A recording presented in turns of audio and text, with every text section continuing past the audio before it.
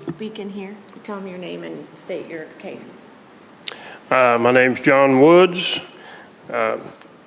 Looking at the house at 13600 North US Highway 169, and the tax assessment on the thing is going up, and the house is scheduled for demolition. So when the city issued demolition orders on the thing last year, so it's not available for sale. It has no value other than scrap, or a scrap value, or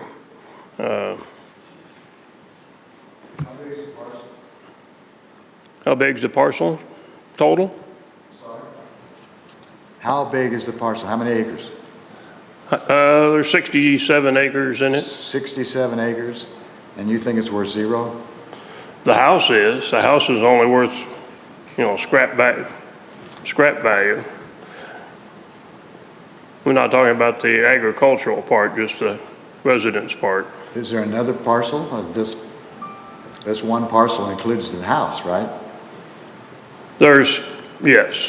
Yes.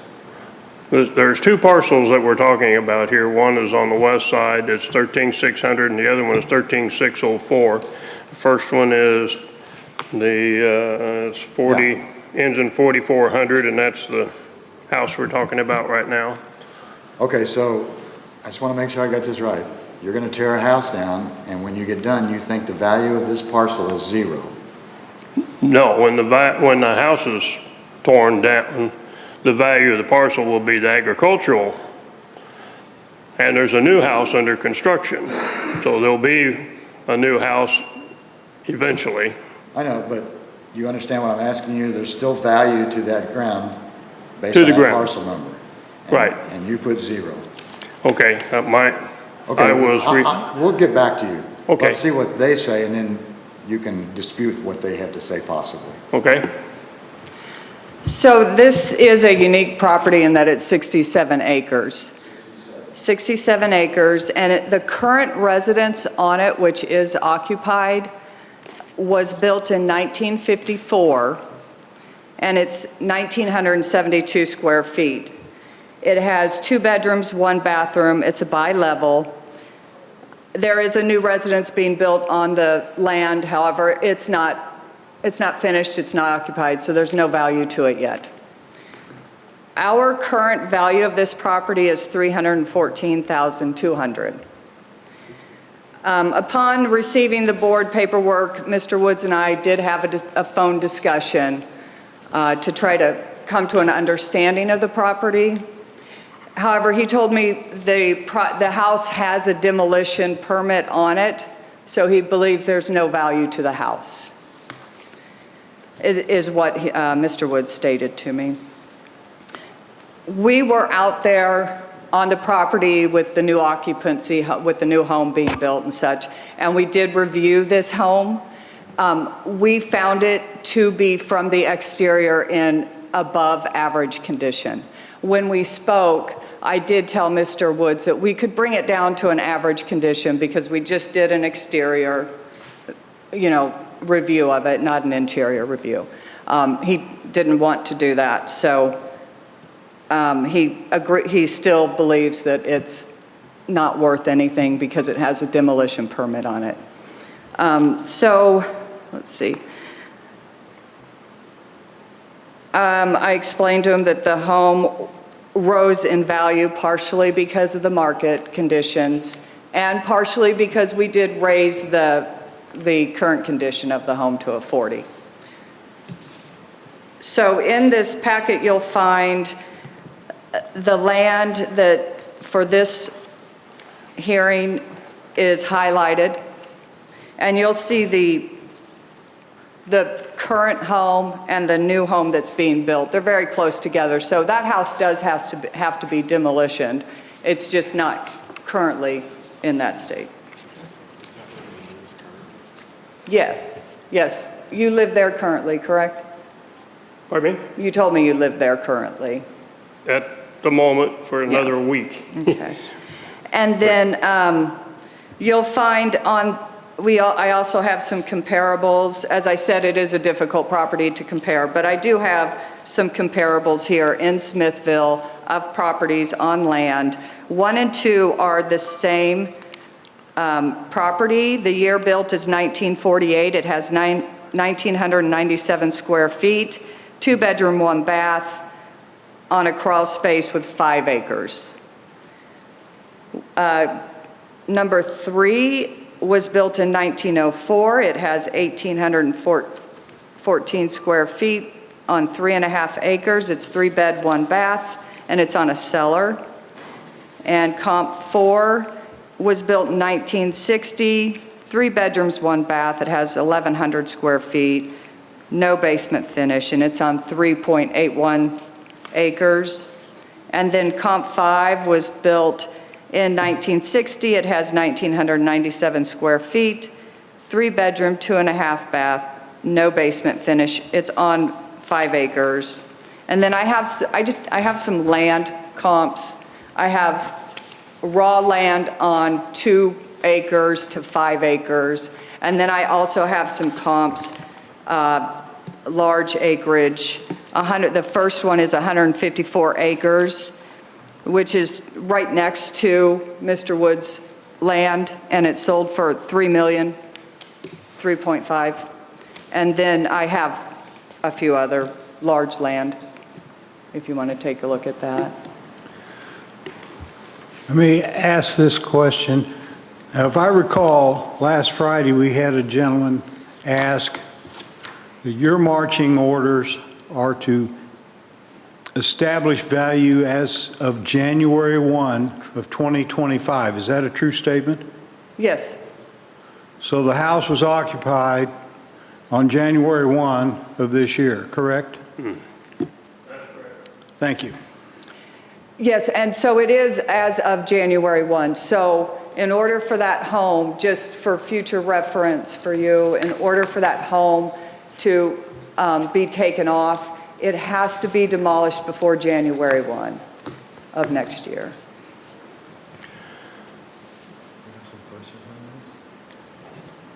Well, one quick question here. This permit appears to be issued, Mr. Woods, on May 21st of 2024. That's correct. And why wasn't it demoed?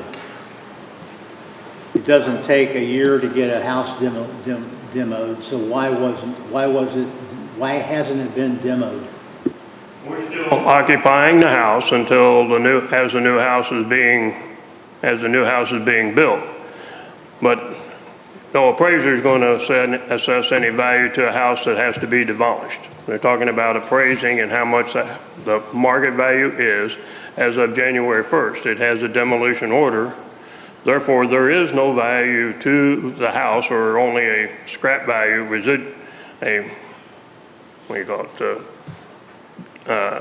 salvage value to the house as of January 1st. No appraiser is going to appraise it for anything.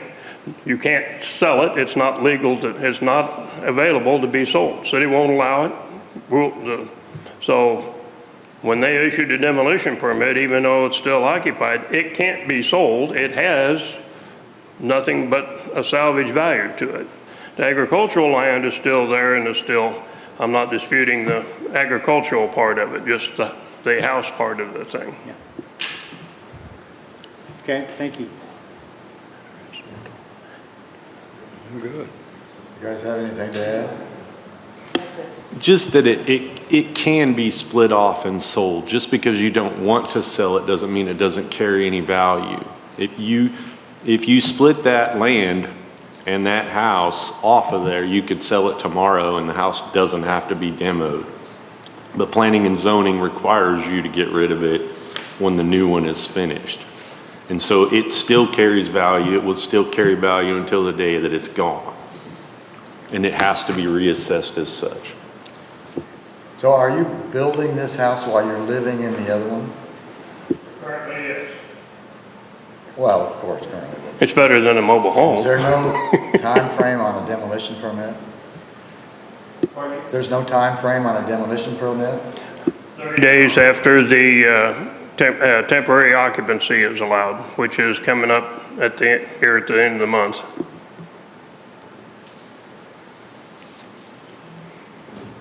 I'm good. Okay, we're going to have a discussion here, and then we'll get back to you on the second. You have another parcel, correct? Yes. Okay, thank you.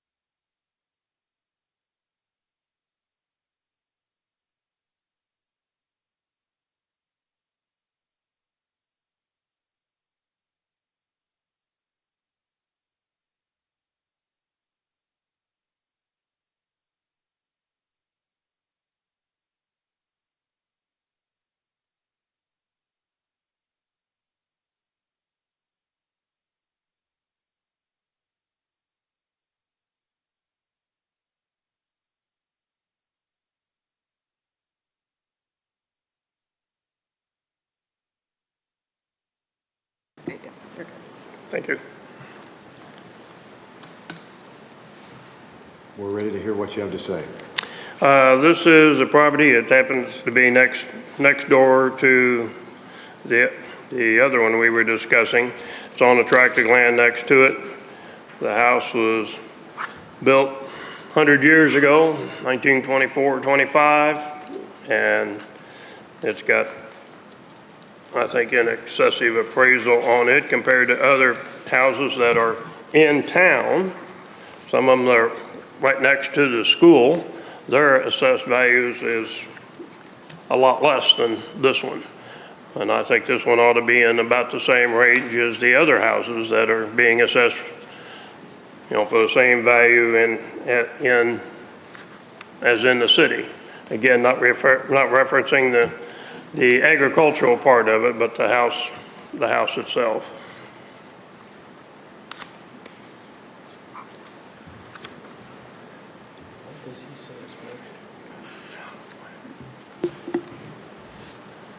How much land goes with this house? About a half acre. Half acre. We got how many bedrooms and baths? Does it have a basement? Oh, wait, this house has, it was changed, it's 52 acres. It's a 2-bedroom, 1 bath. And Well, these bath and a half. these properties are contiguous, Yes, and one's 67 acres, and now the one we're dealing with is 52. yes. Okay. Two separately deeded and tracked pieces Two of different property. parcels. And is this one going to be demoed as well, or what? No, it is not. It is remaining, it's empty. Nobody's living in the house. We use it occasionally as a guest house. Have been because the other house can't, we won't put any of the grandkids or great-grandkids in the house we're in. They stay there. My mother was living in the house until she died, and then, excuse me, when she died, we left it so other people, if people are visiting randomly, they can stay in that place rather than being in the, It's vacant? It's vacant now? yes, it's vacant. So the two properties together are about 120 acres, That's correct, give or take? yes. Yeah. Okay, we're going to hear from the county. So Mr. Woods did explain to me that the house is used as a guest house on this property for family that comes and visits. This house is 52-acre property. The home was built in 1920. It's a 1.5 story with 3 bedrooms, 1.5 bedrooms. The home, as I said, is used as a guest home for family to visit. We have this house in average condition, so we haven't raised the condition or anything of this house. It's still the same for the year built of 1920. So the comps I have, you could use the comp sheet that I gave you for homes on small acreage. This comp sheet crosses over to this house as well. And then I also did pull some comps for Smithville proper, the town. You'll see comp 1 it was $250,000 it sold for. It's 100 years old. It's a 3-bedroom, 2-bath. Comp 2 sold for 100, let's see. I don't have the sale prices on here. Oh, here it is. Comp 2 sold for 202, and it's 76 to 100 years old, 2-bedroom, 1-bath. Comp 3 sold for 235. It's again 100 years old, 2-bedroom, 1-bath. Comp 4 sold for 250, 2-bedroom, 2-bath. And these aren't on acreage. These are all in town.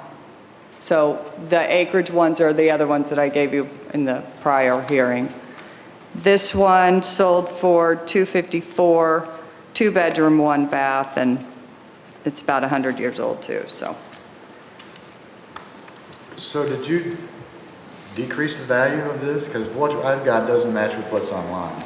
Yeah, I'm sorry. I'm gonna have to fill that out for you. I did it wrong. It should be at 211. It should be at 211. 211. Yeah, 211, 100. I've got to fix that. I just realized I did that wrong. It says 18900. I'll get a new one. I'll print up a new one for you so that it's correct. Mr. Tripp, Mr. Woods, what value did you place on this? 130, And how did you arrive at that? mid-range of the other houses that are in Smithville that are appraised for 167, 98.8, 131, 600 was an average of those already appraised similar appraised houses. So you have comps? I own these three houses too. So that are in Smithville. Yeah, I see. So the other three homes that you have, you're using as comps for this value? Yes. I see. And you give no value to the land? No, I'm only talking about the house itself, not the. But the tract includes 52 acres? So the county's talking about a house and 52 acres, and you're just talking about the house? I'm just talking about the house. Got I it. have no dispute with the land appraisal. So the improvement, the house itself is 112,000 is what it's valued at.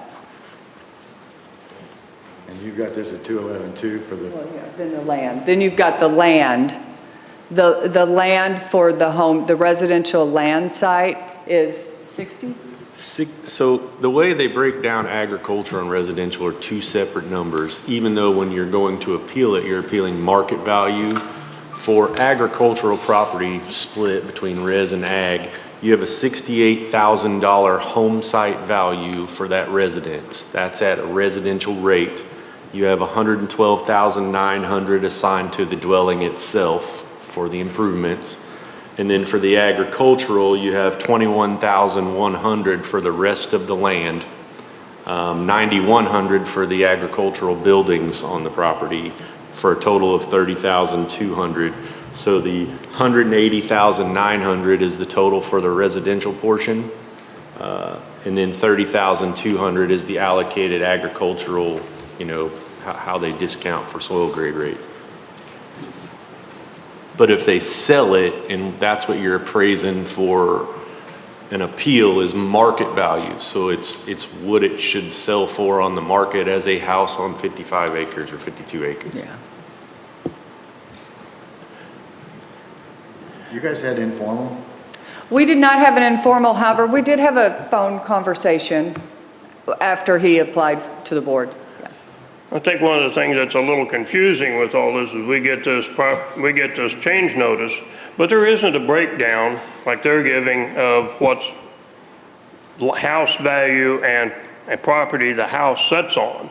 It's all combined, so the taxpayers don't know that there is a land portion to the house value as well as the house itself.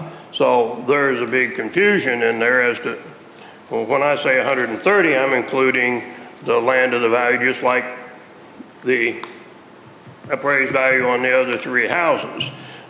You don't know how much they set and split out. Well, there's this other portion of this property, but the taxpayers don't see that until we have a conversation, and that's the only time they go, wait a minute, there's 3-4 parts to this thing. So the only thing I had when I put the request in was I have one number. There was an explanation when we had our conversation on the phone, though. But the form had already been submitted. Correct, yes, so. yes. Do you, Mr. Woods, with the explanation they've given you, does that kind of clear up the confusion that you had, though, about this?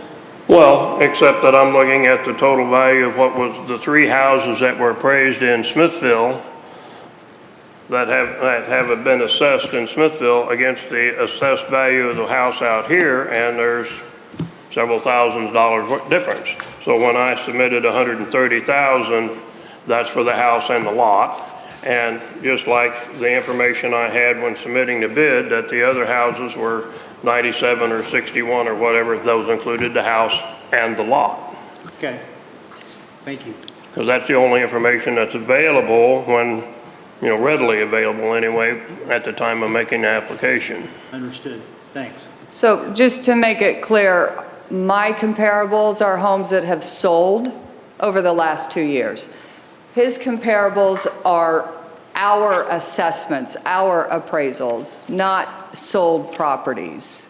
They're his properties that he owns and the values on those properties. So they are under what the sales are.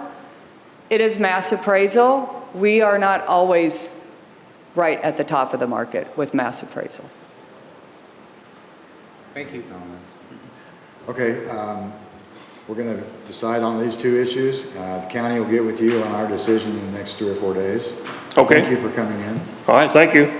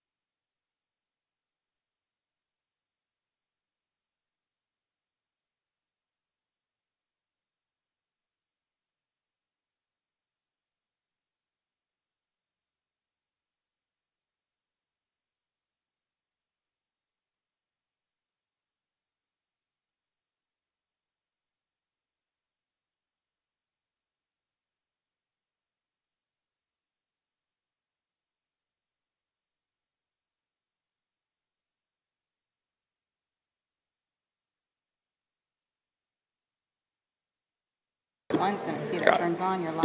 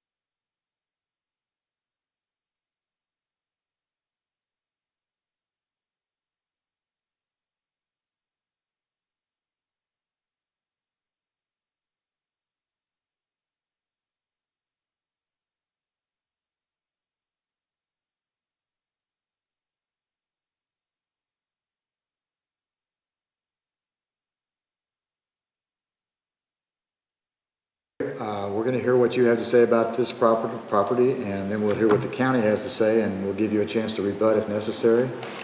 So go, please. Okay. I do not believe based upon, I don't believe based upon the condition of the house and the repairs that need to be made that this is a correct value. I did appeal, and your people from the assessor's office, 2 of them came out and took probably about 50 or 60 pictures of the siding all around the outside of my house, which is rotted through and needs to be replaced, as well as the roof. They have pictures of the inside of my house with all the nail pops and the drywall tape, which is coming apart and actually cracking of my drywall that needs to be fixed. They had pictures of the basement where you can see the water draining, or where the water had drained down the walls of the basement. They had pictures in the bathroom where the roof had leaked, and it's caused issues in the upstairs bathroom. And I have 2 roofing estimates here for roofing and siding, one for Bordner, which happened to come in surprisingly cheaper than the second one for $61,884 to have the house completely re-roofed, pull off all the siding on the outside of my house.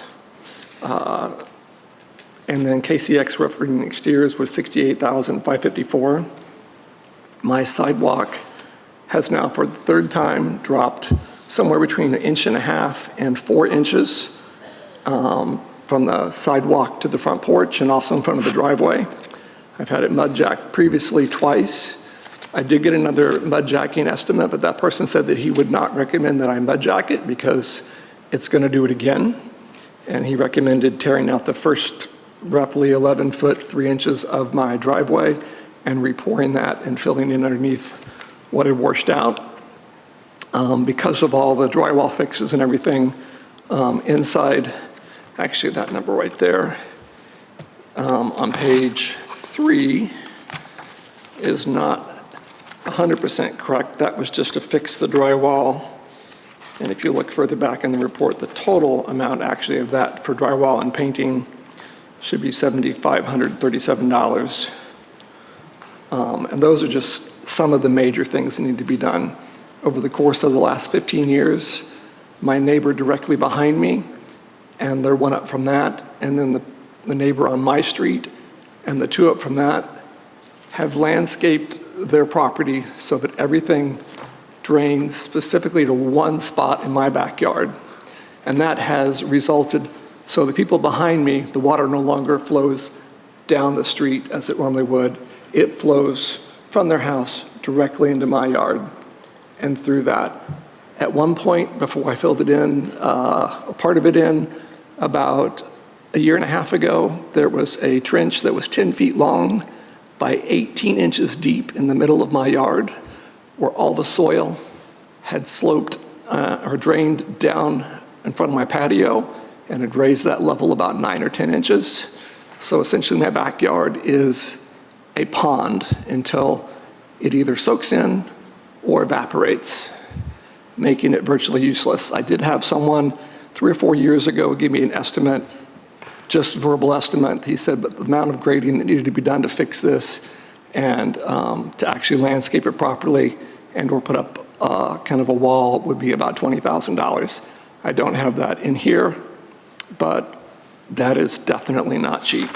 And then you can see all the pictures that I have, and this is only just a small number of the pictures. I also took a look at my 7 closest neighbors, literally the neighbor down the street from me 2, up the street from me 1, across the street and 2 houses up, across the house, across the street and 2 houses up. And you can see this, it's on page maybe about 12, where there's your GIS map. I can refer to that. If you take a look at the valuations, my house per square foot is the second most valued house out of these 7. And I can guarantee you their houses don't need close to $80,000 or $100,000 worth of repairs. I have it broken down by square footage per property and all that in one of the other charts that is in here as well. And then, of course, I have the Bordner bid. I have the bid from KCX Roofing and Exteriors. I have a bid in here from Keating, mud jacking and concrete, both for just a lift, a mud jacking, and also for the concrete repair of the first basically 11 feet, 3 inches of my driveway all the way across, and then my front sidewalk, which has dropped about 4 inches. And then I've got the drywall quote in here for them to redo the drywall and paint. So I know that they, like I said, they came out, took dozens and dozens and dozens of pictures which would evidence all of this, especially the condition of the outside of the house, of the siding on the outside of the house, which isn't represented in these photos. And you can't tell me that if my neighbors thought that their appraisal wasn't at least roughly fair and accurate, that they wouldn't have appealed to. And there's just absolutely no way, given the size of my house and the condition, that my house is worth anything near the 7 closest houses on my block and directly in front of me. They're all within 200 feet. Did you have an informal with the staff? Have they been to your house?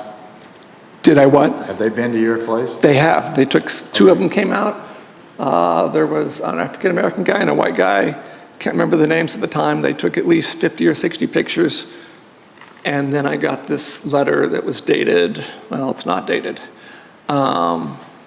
saying they determined the value should remain the same at $295,400 about 2 weeks, maybe 3 weeks after they came and took the pictures.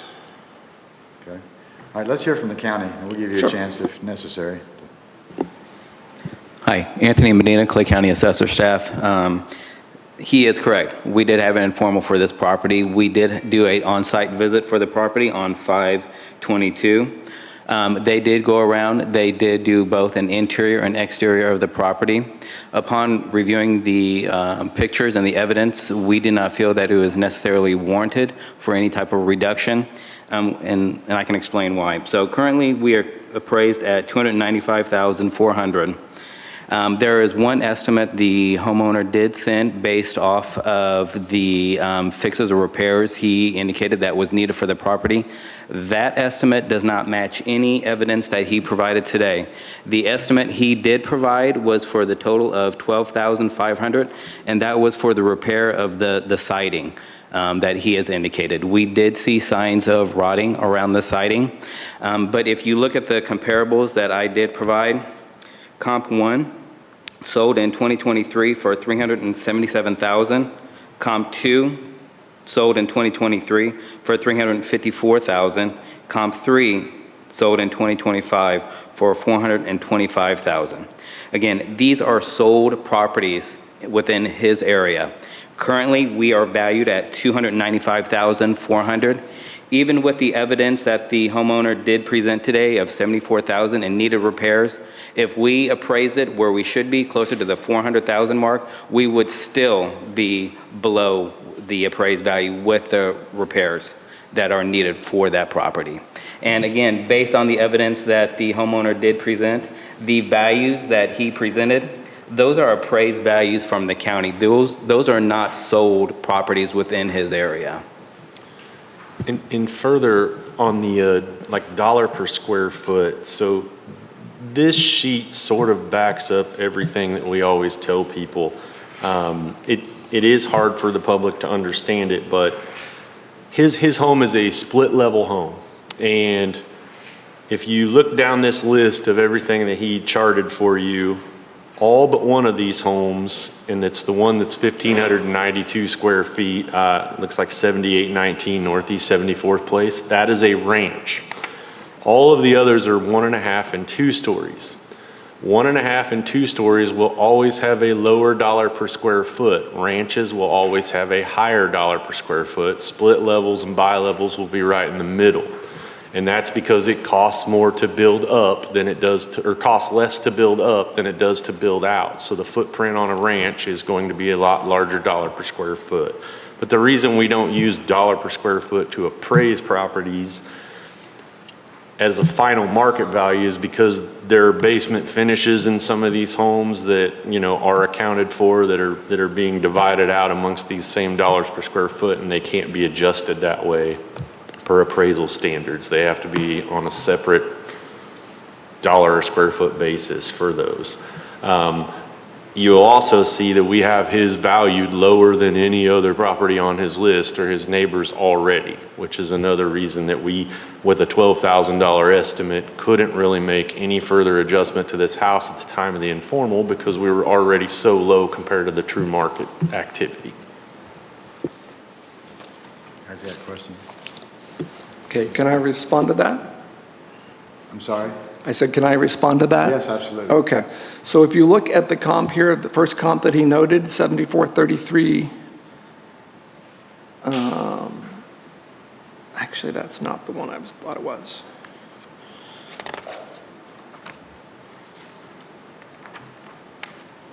Okay, well, so in reply to what he said, at the time they came out, I only had time to get just a siding estimate, and what I was trying to do was do it absolutely as cheap as possible and just fix it for my HOA. If they would go and look at that estimate is to just replace the first sheet around the house, not all the way around the house, and that also did not include painting that. So what the estimate of mine here, and the reason it needs to be, because if you look at the pictures, the siding has, the nails have popped in to the house. So the siding has come out past the nails or into the middle of the nails. So that is no longer structurally sound. And if you look at the, some of the pictures, there is dry rot in that siding, and the nails cannot hold dry rotted siding up to a house, especially in a storm. So again, their bid was just the first layer around the house, not all the way to the top. It wasn't painted, and it was using the cheapest possible materials that could be done. It did not have the roof repair in there. The roof is like 15 years old, has had two hailstorms since then. One where the insurance did pay out a claim, but it was not replaced, and that was about 12 years ago. There's been another damage since, and since then it has started leaking into the house, as evidenced by some of the photos in there. So, and I also don't believe that all of these square footages are 100% accurate.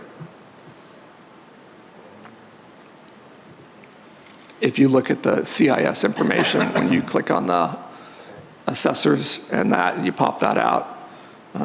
I don't believe that those numbers are actually accurate. So while he may be true about my house being a 1.5 story and that it may be cheaper to build up than it is out, but it's not cheaper to repair up than it is out.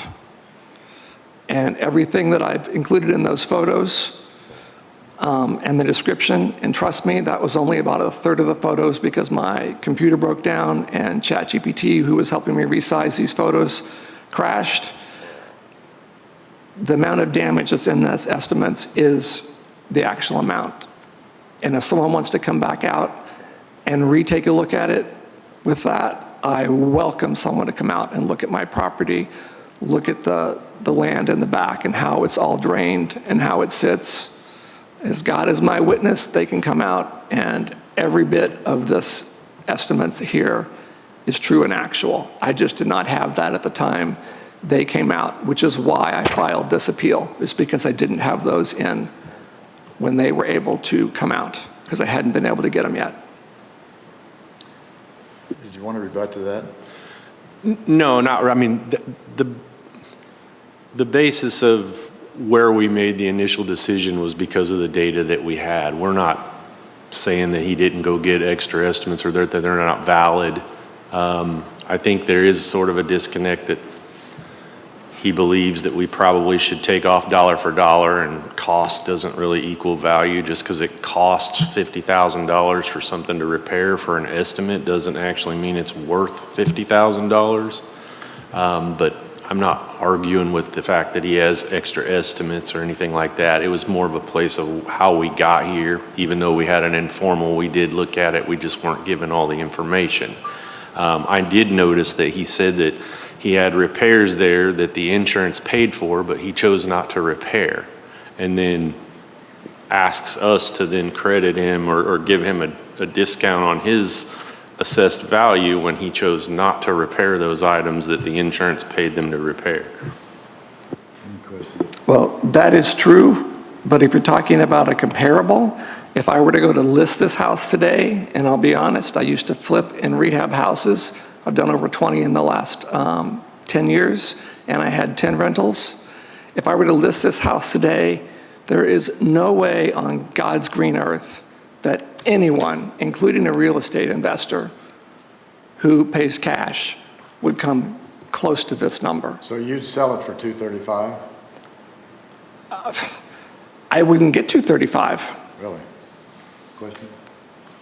Yeah, spend a couple of minutes on the roof, just to go over that again, because the roof, I think, is the largest part of your expense that you've shared. The roof and the siding. The roof itself is actually $19,250. The siding, Is that for a complete new roof? that is for a complete roof, tear off, check for sheeting and that, and reflash. Did I understand you to say you've had two previous occasions for insurance claims? No, not insurance claims. I had one previous insurance claim. How much was it for? It was for about, I think, it was about 12 years ago, so I think it was for about $9,000 or $8,000, actually maybe $9,000 or $11,000 at the time. And did you use that to repair the roof at the time? I needed that money for other things. I needed that money for other things. I was taking care of someone who was homebound and on hospice, basically. So that money had to go to other places. I did try to get it repaired after that, and they only give you, I think, 80% upfront. So I did not get that $12,000 or $11,000 or whatever it was. After you fix it, then they pay you the additional 20% of whatever it was. So I only got like maybe $8,000. That's what I got. And the reasoning for that was they said that you only have, I think, 12 months to actually have it fixed and be able to capture that depreciation or whatever. So after you got the insurance money, you used it for other purposes, but you never did go back and make the repairs on the roof afterwards? I was trying to do that, but it's still a matter of money. I was trying to capture that $40-some hundred that was left that was a percentage of that, and they told me that I couldn't get that, and there was just no way that I could. Or you have to do the repairs. It still needs to be done, yeah. I mean, it's going to have to be done, but Right, it's not done right now. yeah. It won't be anytime soon. All right, thank you. Okay, county will get back with you with our decision in the next few days. Thank you, sir, for coming in. Thank you.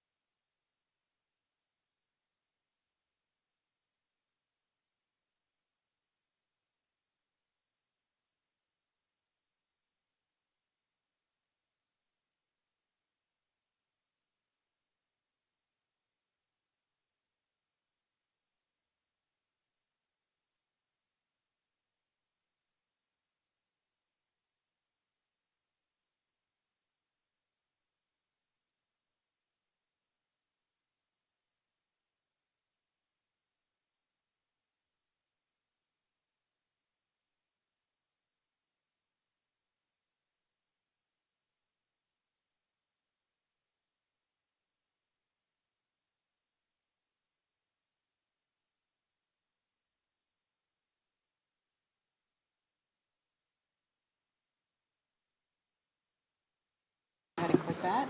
That's your live. You don't have to hold it in.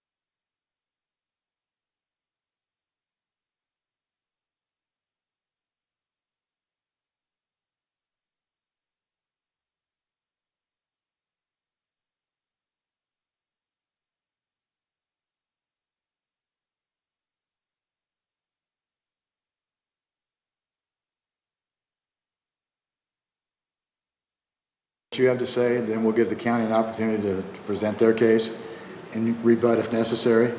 So please go. My name is Joel Kugelman. I represent Ducharme McMillan and Associates, and we're authorized to discuss the property at 4101 North Kentucky Avenue, owned by Graber, parcel number 18301 000 600. We have it as a 153,328 square foot warehouse built in 2005. We put together an income approach based on market comparables. If you have access to what we've sent in, there's a table there with 5 lease comparables, 4 of which are in Clay County, 1 of which is in Jackson County. And after adjusting those for various things like location, size, year built, ceiling height, land of building, we settled at a lease rate of $5.75 a square foot. There's pages in there that are just more in-depth synopses of what's in that table. but the table summarizes the comps. Then we put together a pro forma. We applied that $5.75 rental rate that we got from the market comparables, a 5% market vacancy. We used an 18% expense ratio and an 8.5% cap rate to arrive at a value of $7,938,444, close to last year's value. And I was looking at what was handed to me by the county. Really, our income approaches are pretty similar, honestly. The county used a 5.5, and we are within $10,000 on our NOI. It's just a matter of they used an 8.25% cap rate, and we used an 8.5% cap rate, so. What'd you say that cap rate was again? 8.5% is what we used, and it appears the county used an 8.25, and that appears to be most of the difference in the value. And that's about all I have. So this page, right here, Yes, sir. Yeah. is your income approach to value. Yes, sir. Okay. County, please. Grant Knopf with the Clay County Assessor's Office. So on the first page, you'll see we just did a little synopsis of the subject property. So I'll just kind of read off that. The subject is a 153,328 square foot warehouse distribution building built in 2005, located on Kentucky Avenue in Kansas City, in the industrial park adjacent to Worlds of Fun. The county is using the income approach to valuation as the property type is typically leased. There are not a lot of sales similar to the size industrial buildings in the Kansas City metro area, so we expanded the search to include the region. Sales range from $60 to $84 per square foot. Capitalization rates are few and far between, but on the sales provided that do state a cap rate, they range from 6.2% to 8.5%. The lower square footage properties tend to be on the lower cap rate side due to less risk, easier to rent up. So, next page, you'll see the PRC, then you'll see our income approach. And I will say, yes, we do use an 8.25% cap rate on our value conclusion, which would be on the higher end of what the actual market cap rates are. You flip to that next page. So the county sends out questionnaires every year to try and gather as much market data as we can local to Clay County.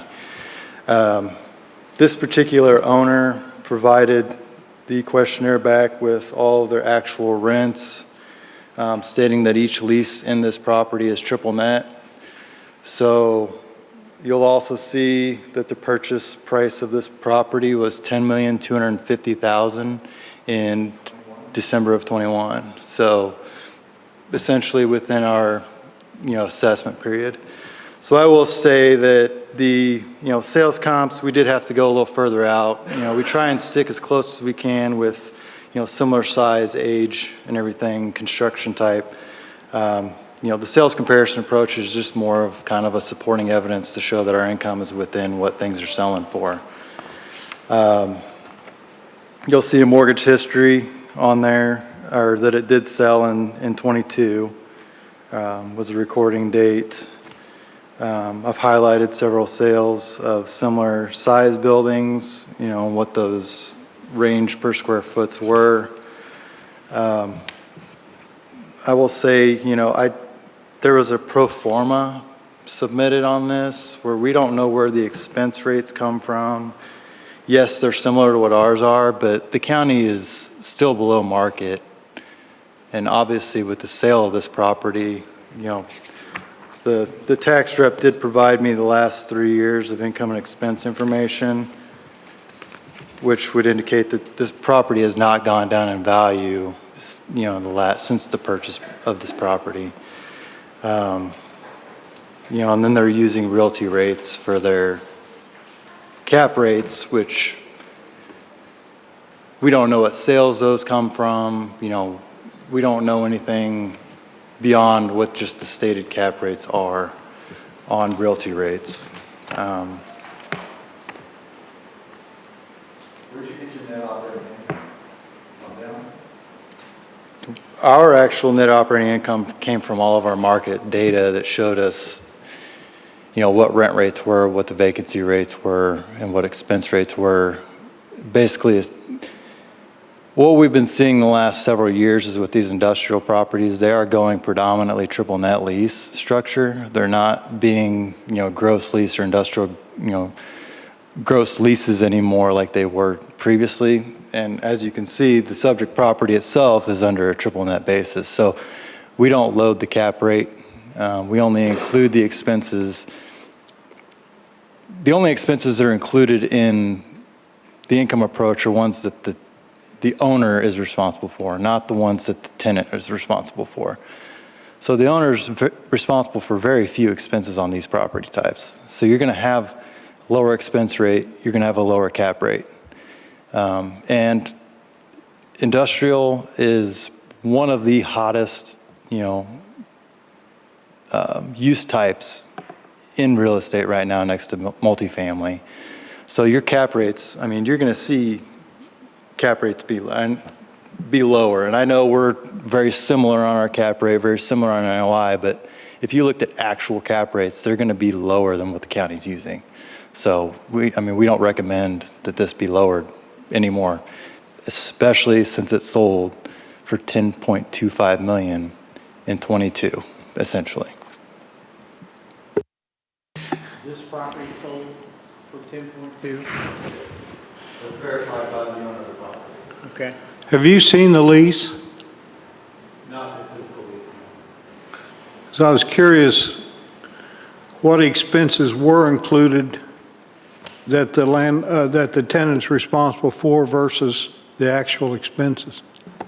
So where I think some of the confusion can come in is these tenants, and I'm assuming that the tax rep represents the tenant and not the owner of the property.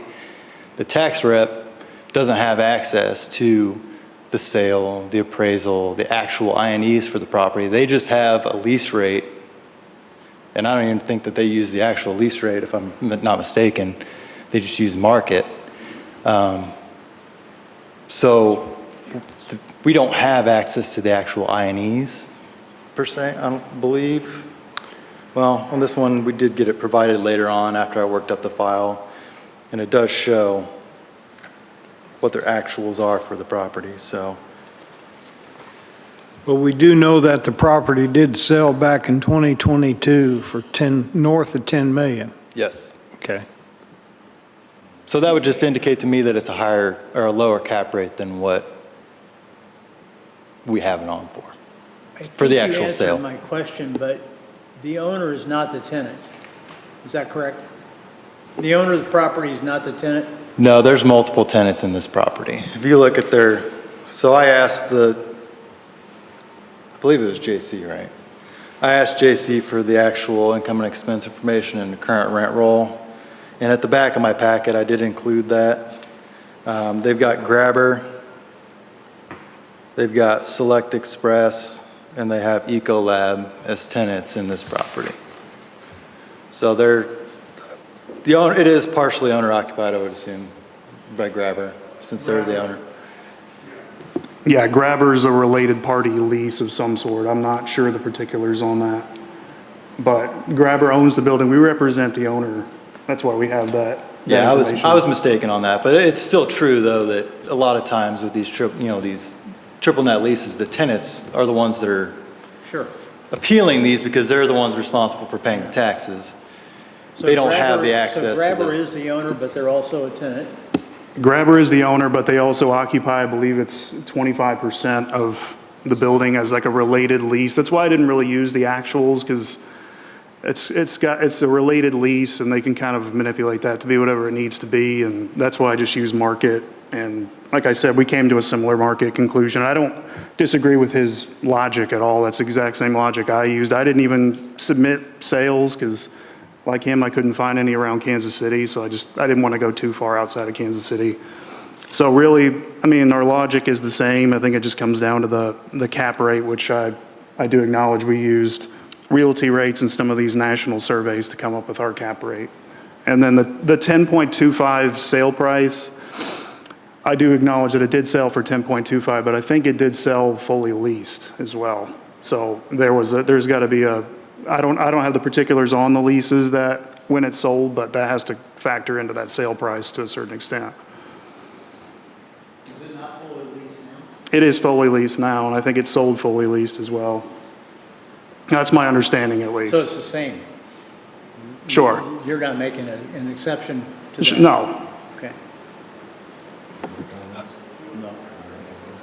Okay, thank you for coming in. County, I'll get back with our decision in the next few days. Thank you. Thank you.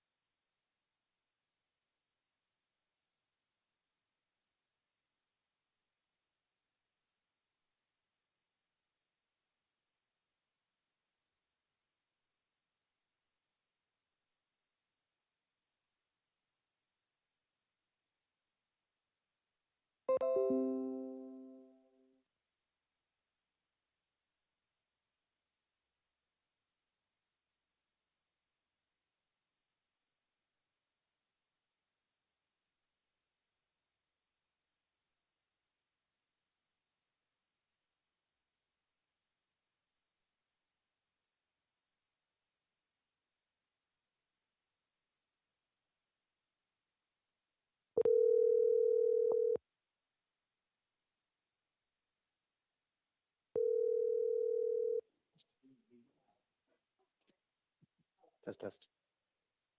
Can you hear me? Test, test, test.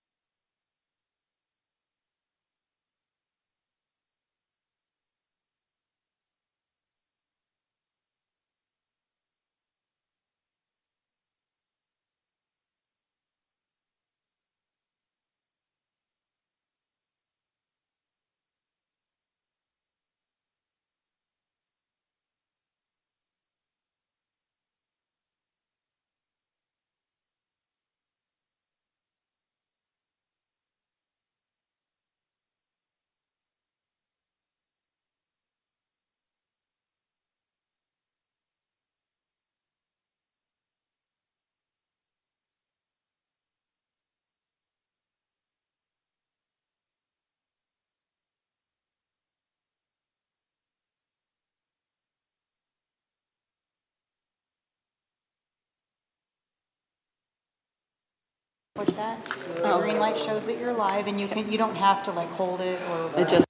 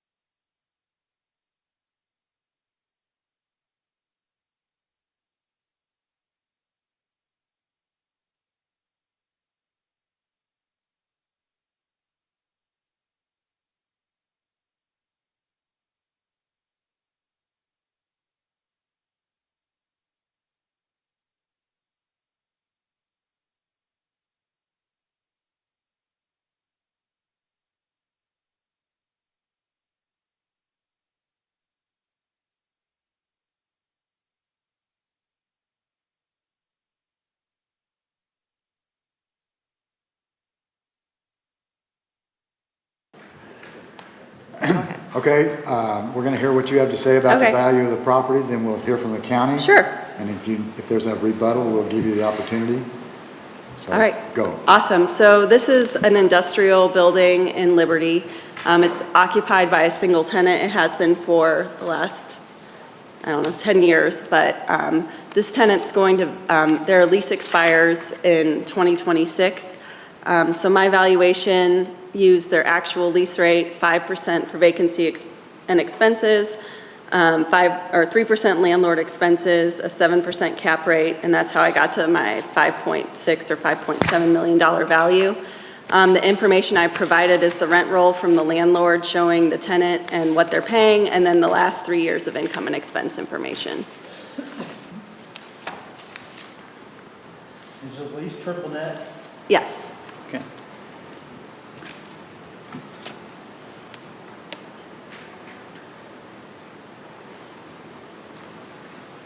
And so the value that you're requesting is 5.6? Yes. Okay, it's different than what the application says. Oh. All right, do you have any questions? And I assume the owner is not the tenant? Correct. It's the RMR Group. They're a large REIT. They own a giant portfolio of industrial, office, retail, hotels, et cetera. So one-tenant building? Yes, it's a single-tenant building. Okay. All right, let's hear from the county. Grant Knopf, Clay County Assessor's Office. This property is an industrial manufacturing building built in 1998 with 90,240 square foot of floor space and 6,447 square foot of mezzanine space. The property has an appraisal from December of 2021 for $7.3 million.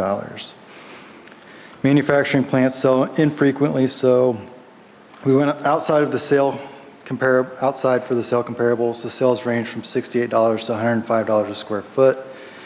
The average square foot value was $86 a square foot. So essentially, we provided some sales comps of similar type buildings, industrial buildings. And as stated before, according to the tax rep, this is a real estate investment trust. It's a CMBS loan where they do appraisals for the properties periodically. And this does have an appraisal for $7.3 million, and that was a December of 21 appraisal. If you look at that TREP packet, you'll see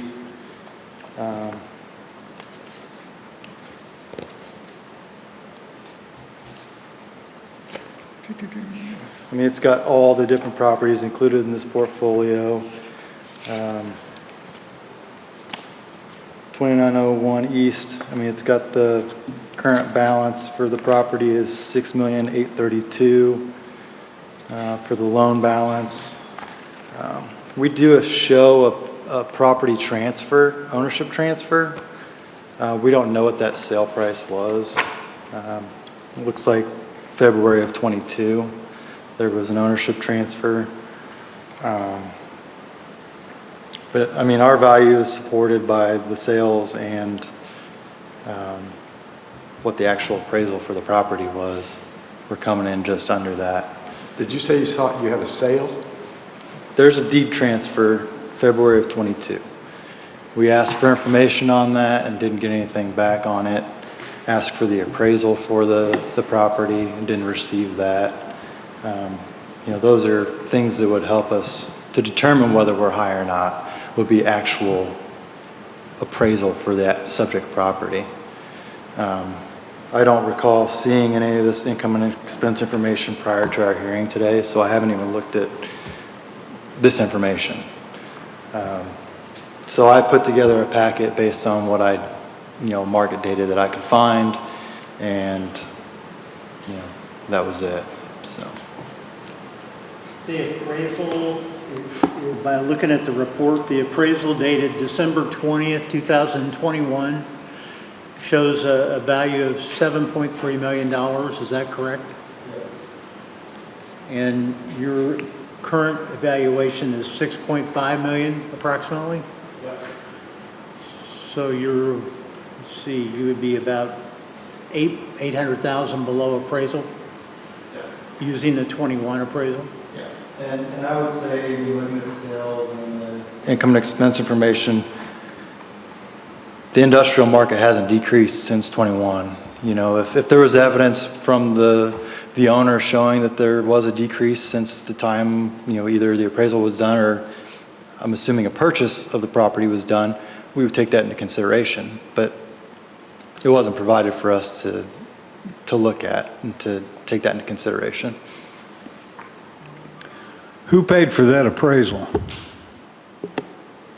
I would assume the owner paid for it. So it was ordered by the, Yeah. With this loan type, they're required to have appraisals done. Okay, They're so required the- to submit their actual income and expense information. so the lender required the appraisal. Yes. Got it. And that kind of coincides with your information about the purchase date, because December of 21 was the appraisal. It looks like there was a transfer of deed in 2022. Is that correct? Yes. So it looks like it went from Monmouth Monmouth Real Estate to Mountain Industrial Properties. So there was a name change. I don't know what all that includes, whether it was, arm's length or not, to be honest, but there's a loan balance out there and there was an appraisal done when that transfer happened. So that would be good evidence for us to determine where we are at compared to what the Do you know actual if is. this was an arm's length transaction or not? I think it was a recap, RMR Group doing a recap of their industrial portfolio, is my understanding. I don't think it was an arm's length thing, transaction. It was not? You think they just I had their think properties- RMR has had this property for longer than that. So you think they had their property appraised just for the purposes of So, reevaluating their portfolio? what he was saying with that type of loan, the portfolio is like, the loan balance are just assigned based on usually maybe a per square footage. They get one loan for all these properties at once.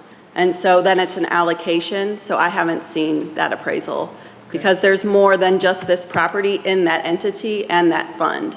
Understood, yep. Then I would disagree with the allocation of that as not by a per square foot basis. Their individual appraisals are done for each individual property.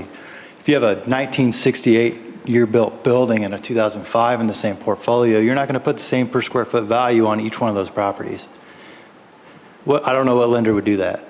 It's allocated based on what their actuals are getting. It's not, yes, it's portfolio. Yes, it's more than one property, but they're not doing it overall value for the entire thing. It's not how it works. Okay. Thank you. No? Okay, David? The county will get back with you regarding our decision in the next Okay. few days. Thank you for coming in. Thanks.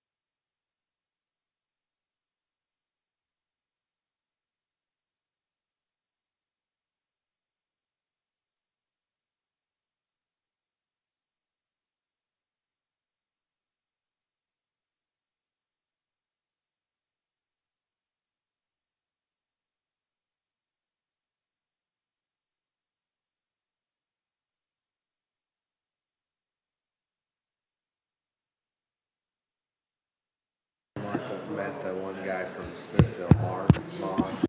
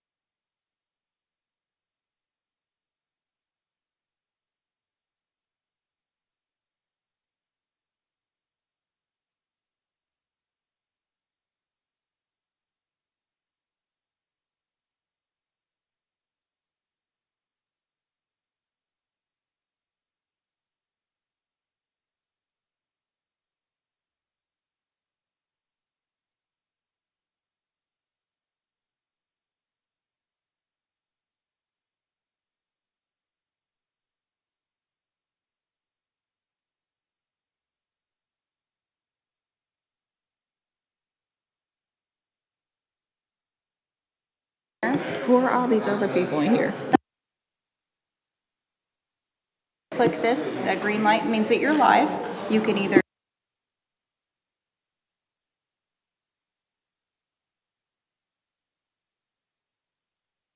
that means you're live.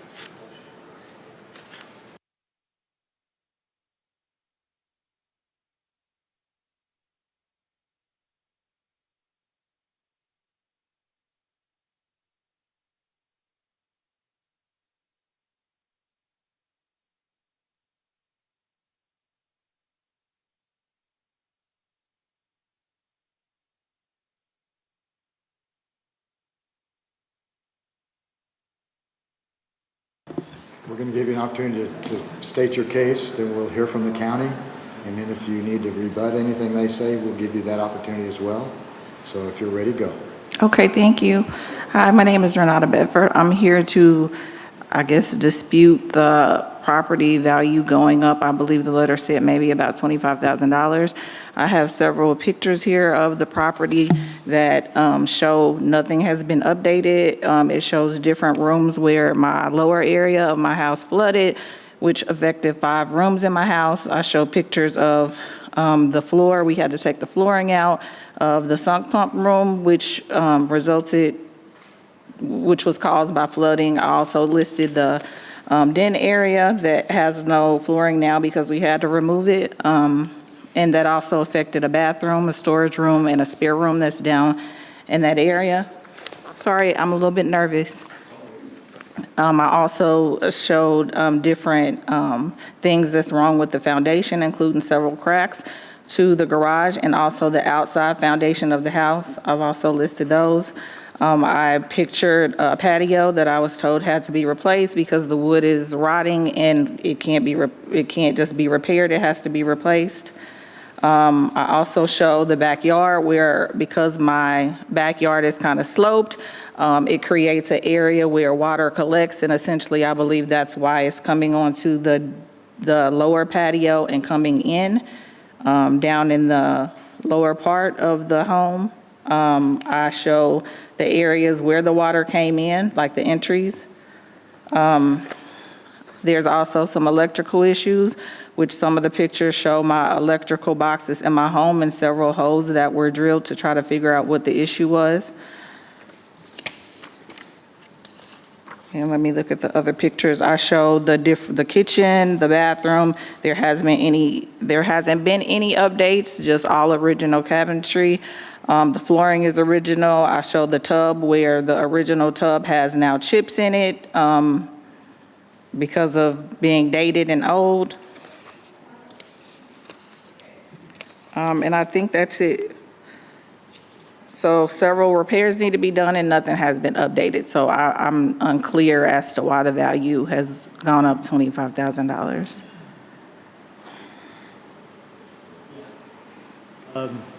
First of all, we'd like to see your pictures.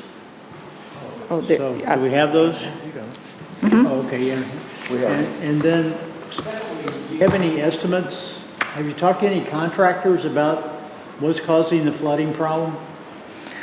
I have not talked to any contractors. A couple of years, I had one person come out, but what he suggested, maybe rerouting, I couldn't afford at the time.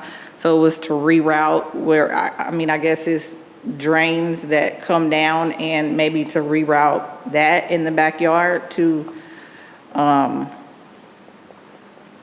prevent it from happening. I've tried to do some myself with the help of a friend, but it didn't change anything. It's still, and then my backyard is still sloped, so I don't know how. Maybe I would have to have construction done to have it not be sloped, but because of how the backyard is just constructed, where it's a slope that goes down, I don't know how I would resolve that. Have you ever filed an insurance claim on these damages? No, because anytime something happens, normally, like say if I have to take out the floor, like right now it's just a concrete floor and I'm just leaving it like that for right now until I figure it out. But no, I haven't filed any insurance claims. Okay. Because for one, my insurance will go up and I really can't afford that right now. All right, thank Because, okay, Is this a condo or a townhouse? it's neither, it's a house. Freestanding. Oh, it's freestanding? Okay. Okay, we're gonna hear from the county. Okay. Was there an informal, have you been to the property? No, Larissa Pasek, Clay County Assessor's Department. So we did not have an informal. However, when we received the BOE paperwork, we did reach out via phone and email, but I didn't get a response. So the house was purchased in 2020 for $220,000. It is a single-family home, 3-bedroom, 3.5 bathroom. We had basement finish, however, and this is, as we would have reached out, we would have removed that basement finish, but we did have basement finish in there. Let's see, comp one is a two-story home. It's on the same street. I do believe there are some updates in that home, and it sold for $280,000.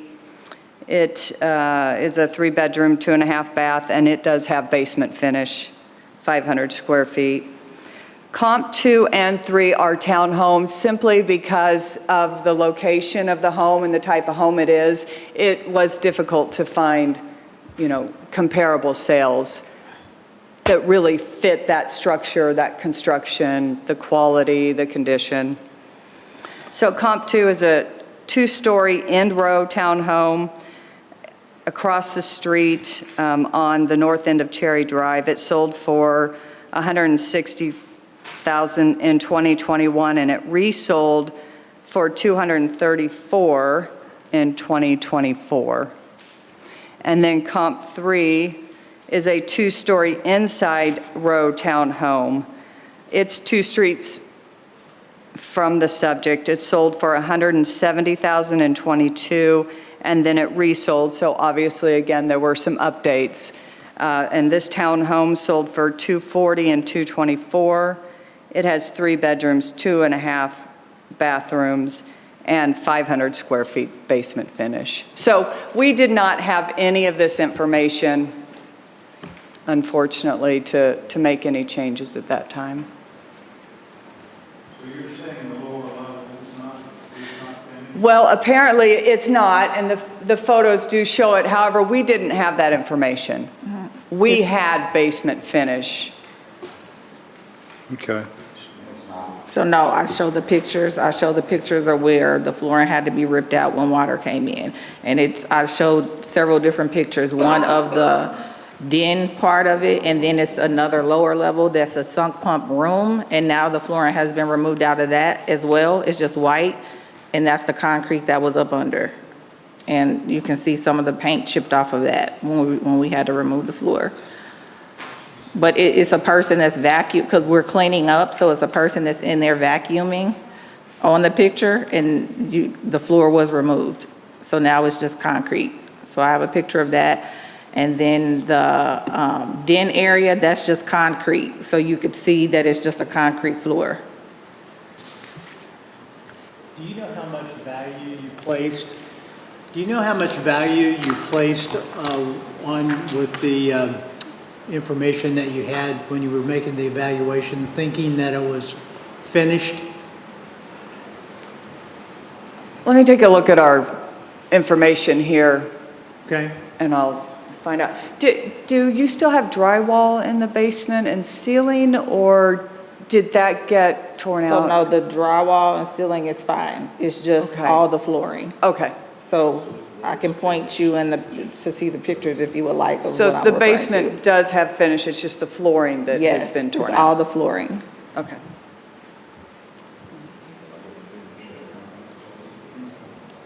So the finish adds about $28,000. Okay.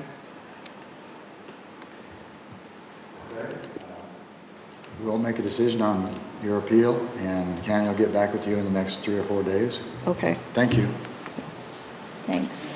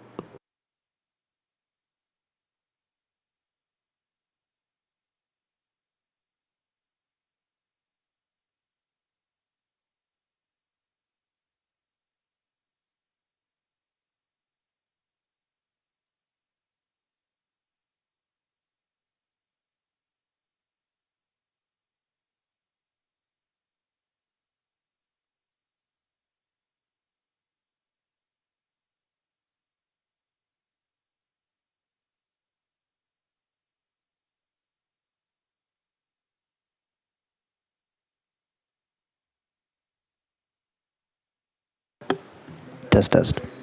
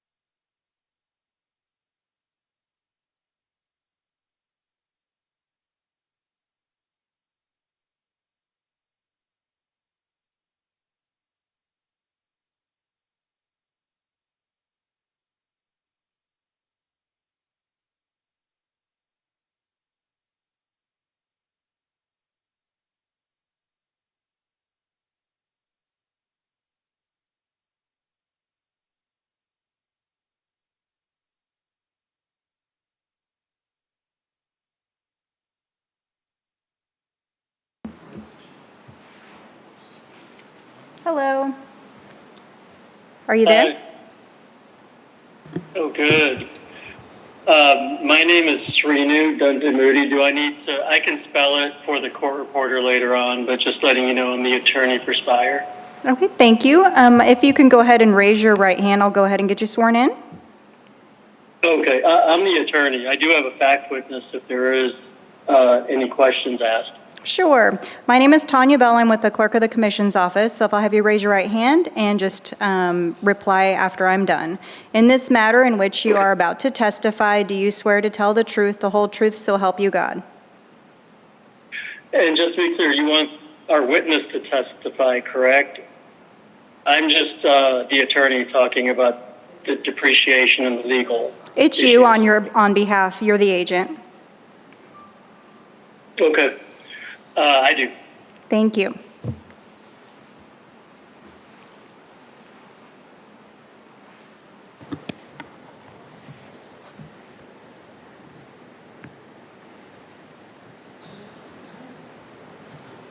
Go ahead and state your name again and then state your case.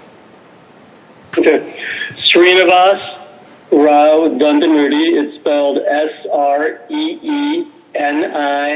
Sreenivasa. Middle name is Rao. Last name is Dandamudi.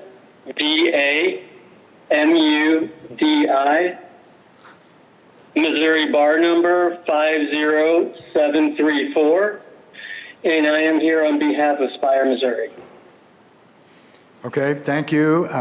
We'll hear from your side of this first, and then we'll hear from the county. I'm sorry, I'm having trouble hearing. Here, let's do this. I'm going to move you closer to the dais here.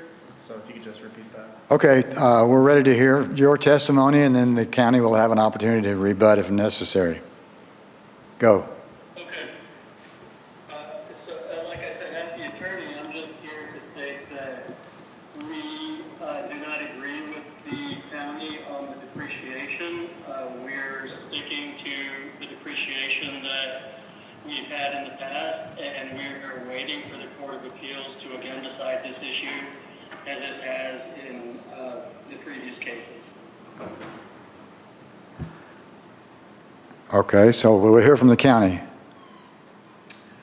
So the county this year continued its practice of the last 10 years of using a 50-year class life depreciation schedule for the natural gas pipelines, which can last up to 70, 100 years, depending on the material used.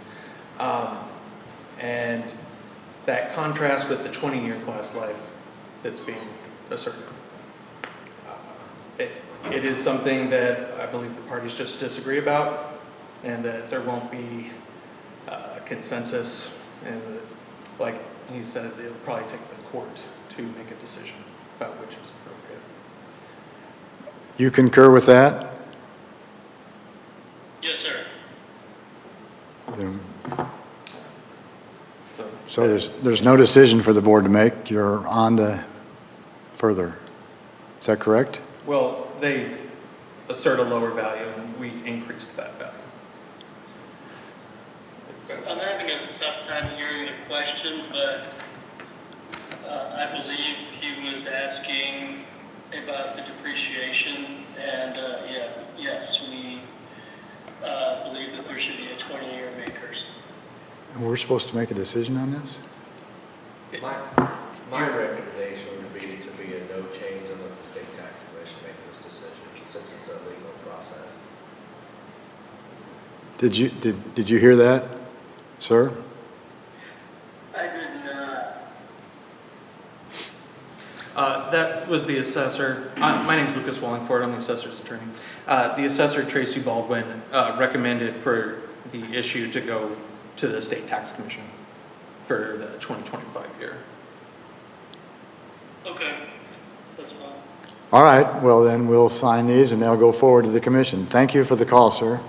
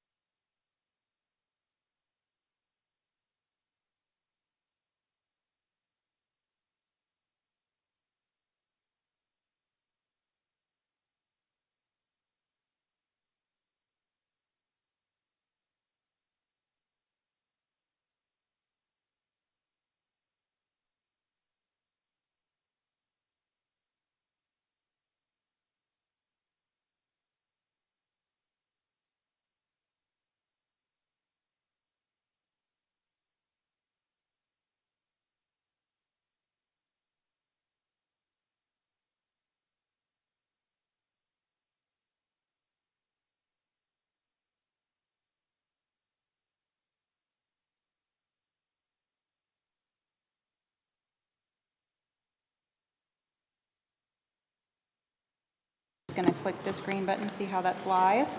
You can keep it on, Okay. or you can turn it off. You do not have to have it.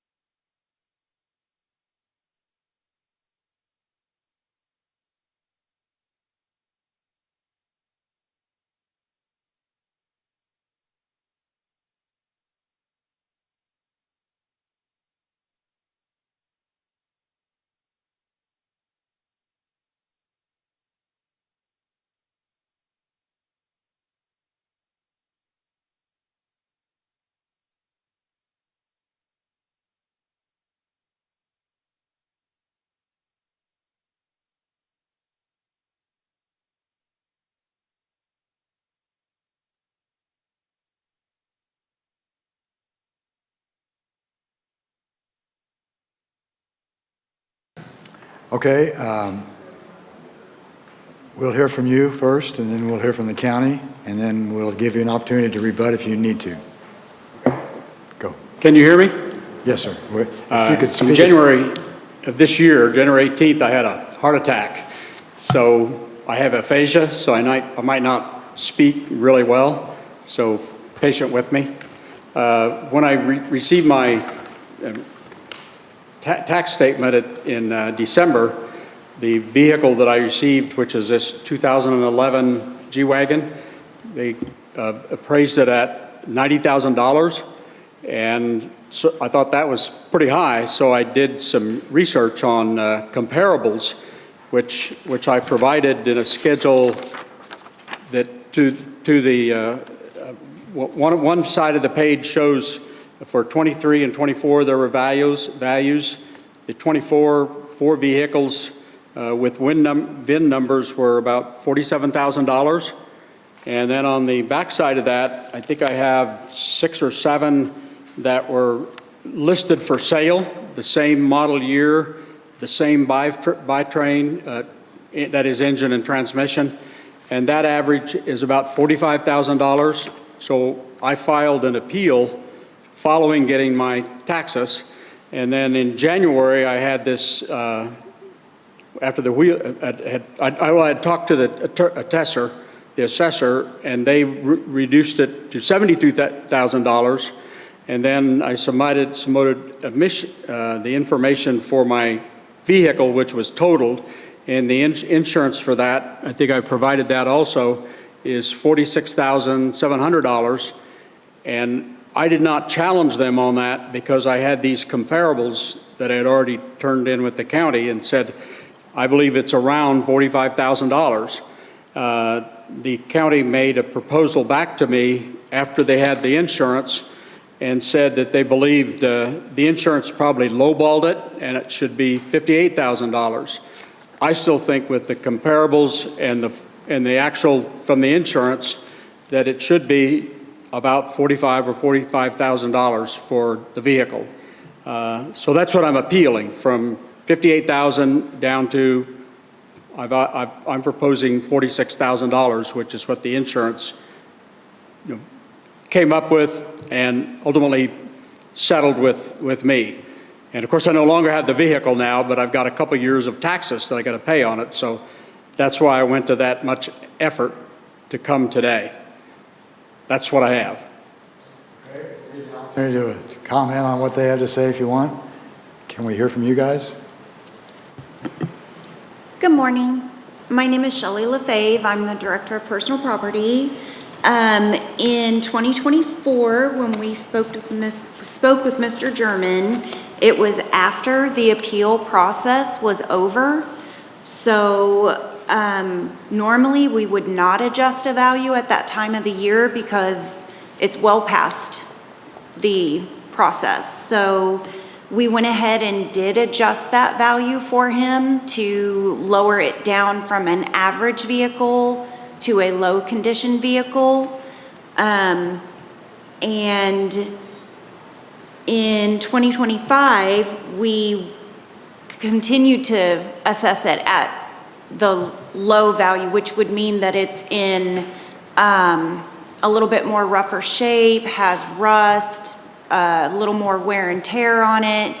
The particular vehicle that he has is not your average Mercedes. It is considered a specialty interest vehicle.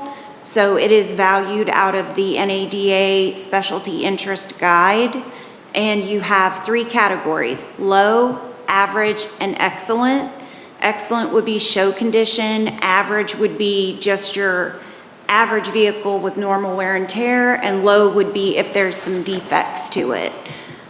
So we went ahead and compromised and put it at a low value for 2024 and 2025. I did receive the info from Mr. German that he thought that it should be even lower, and he had sent the insurance paperwork, so I took a look at that, asked for the full insurance document because we had originally just gotten the very first page with the amounts on it, and I've included the full document in this packet, and it actually states that it had no rust, or like it probably shouldn't have been valued at low condition to begin with.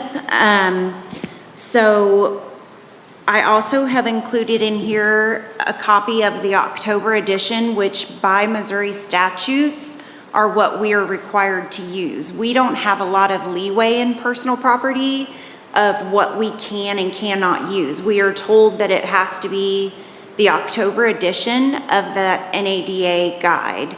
So that is what I used.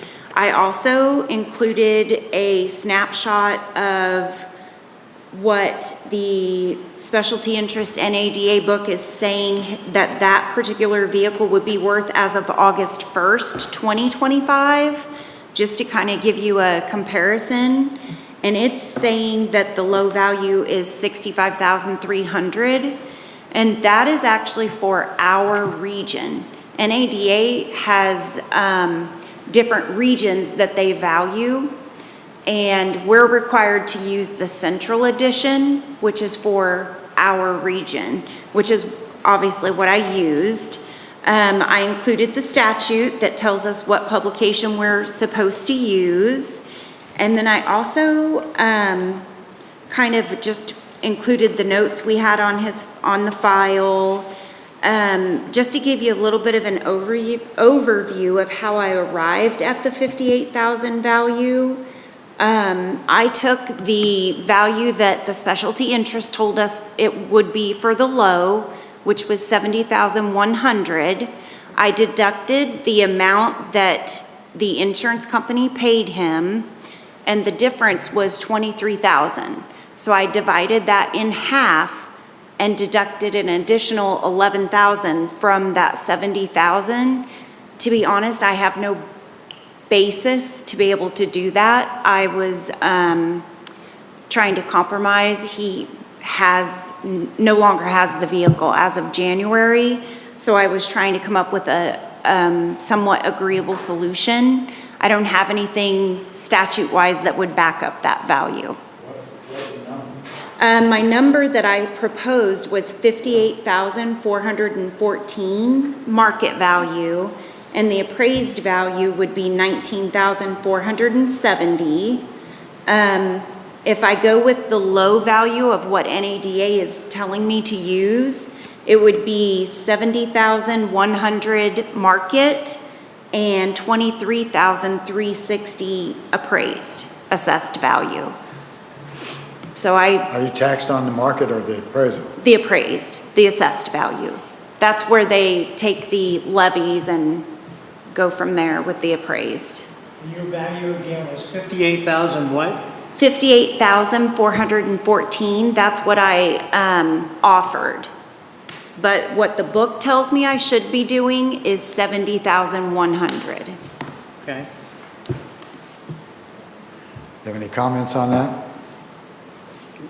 The data that I have from company that actually that have sold them and data on what they've offered, what is for sale, is that $45,000. I mean,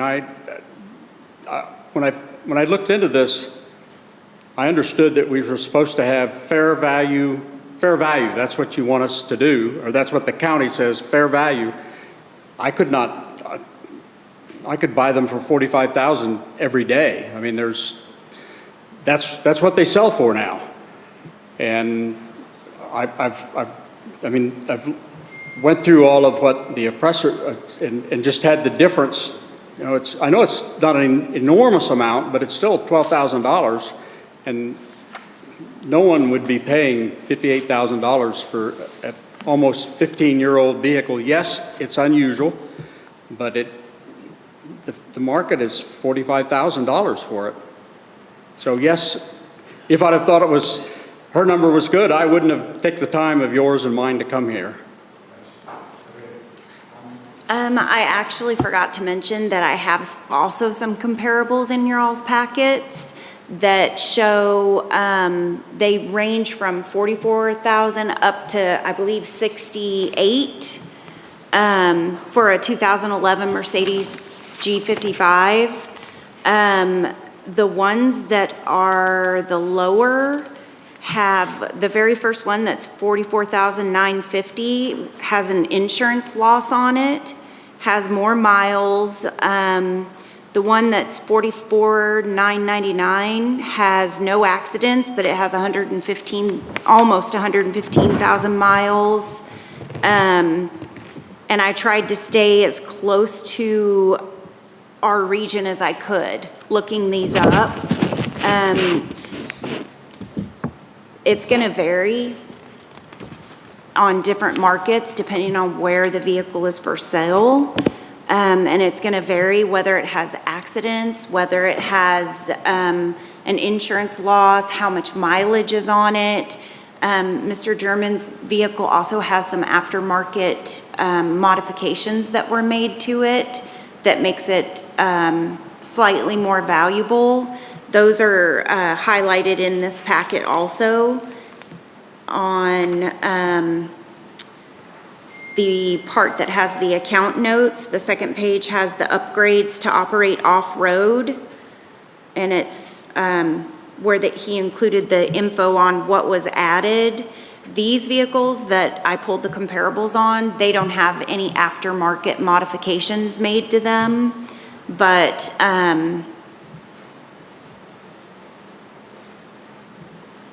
unfortunately, our hands are tied. We have to use what we're given to use. Understand.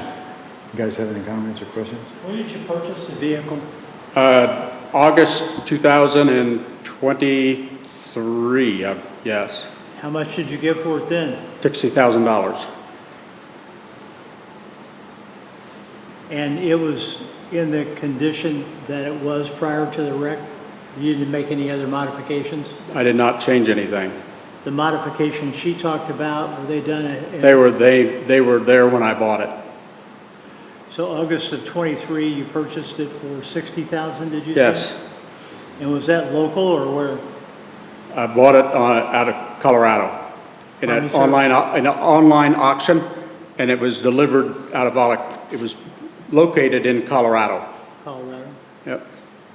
Do you recall how much it cost you to ship it here? Try that again? Do you recall how much it cost you to ship it here? My son lives in Boulder, Colorado. Free?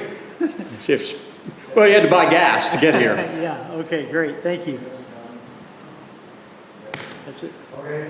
County will make a decision, and, the board will make a decision, and county will get back with you in the next few days. Thank you for coming in. I have hard hearing from my heart attack. We'll make a Oh, decision. you'll make a decision? Yeah. And the Okay. county will notify you in the next few days. Okay? Thank you. Thank you. Am I done? Yeah.